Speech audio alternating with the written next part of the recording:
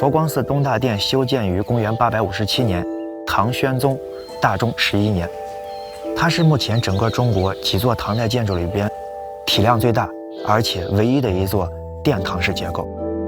梁思成先生当年认为是中国第一国宝，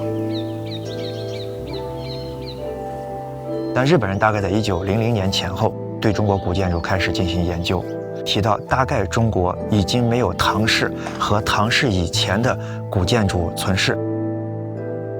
在1937年的6月26号的下午，梁思成和林徽因两位先生在山西的五台山发现了这座当时中国第一座唐代的木结构建筑。梁林对佛光寺东大殿的唐代建筑的认定，打破了日本学者的论断。佛光寺是在五台山的这5座山峰之外，是一座台外寺庙，占地面积呢大概有34200平方米左右，是一个3进的院落，依山而建，步步高升。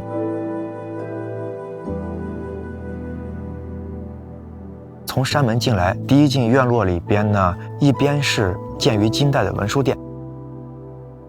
文殊殿是一个典型的悬山顶的结构，两面坡的一个形式，两侧呢生于山墙之外。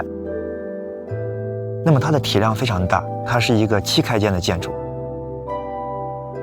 在2个柱子中间的这个位置，这个斗拱呢拱出45度的斜拱，是金代建筑的一个标准性的标志。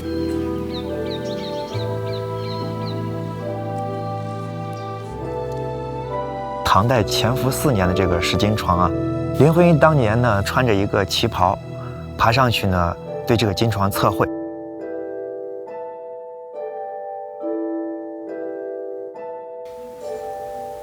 第2进院落呢处在一个更高的胎地上，考古发现出来一些巨大的住处，推测极有可能和1层院落的一部分共同构成了历史上记载的法兴和尚修建的弥勒大阁。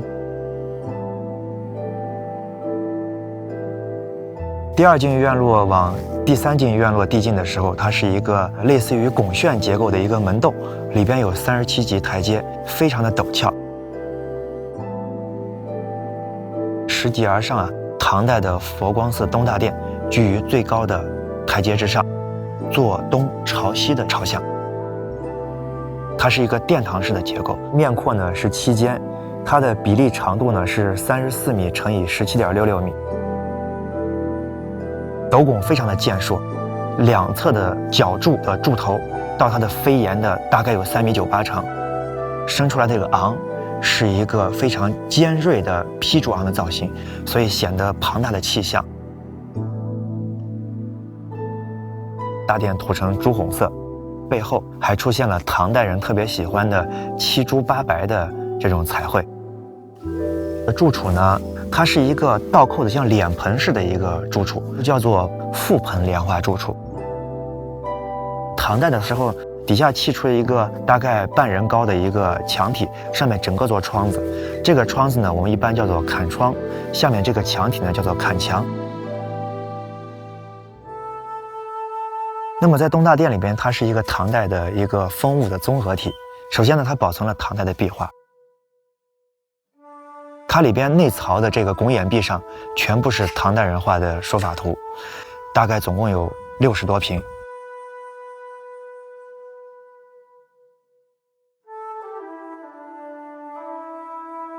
保存下来唐代的寺院的彩塑，30几尊佛像呢，全部居于佛坛之上，一字排开。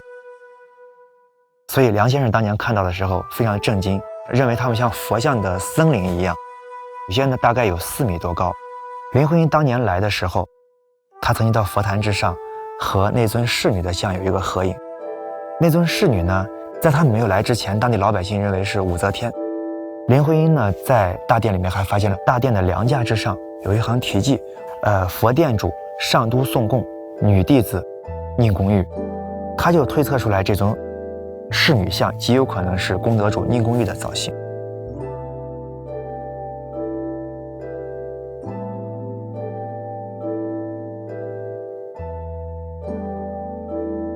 石金床呢居于东大殿的当心间，而这个金床的后面有一个准确的年号，写的是大中11年，公元857年。这个时间呢，已经在唐朝的晚期了。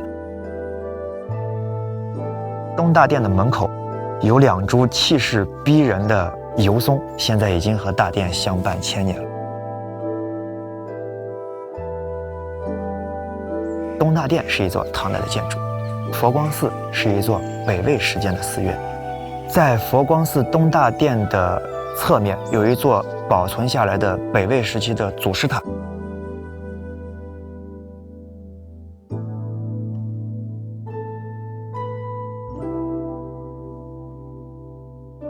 善男信女呢，